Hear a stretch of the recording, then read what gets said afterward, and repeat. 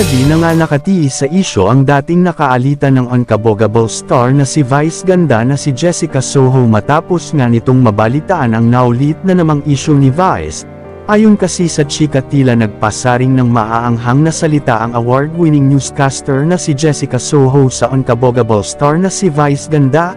Ayon kasi dito hanggat may lumalabas na mga pambabastos na mga salita ni Vice ay hindi talaga ito matutoto ng leksyon at marami pa talaga itong masasaktan na mga tao. Tila kahit humingi na ng sorry si Vice kay Jessica ay tila hindi pa rin na talaga ito mapapatawad ng nasabing newscaster.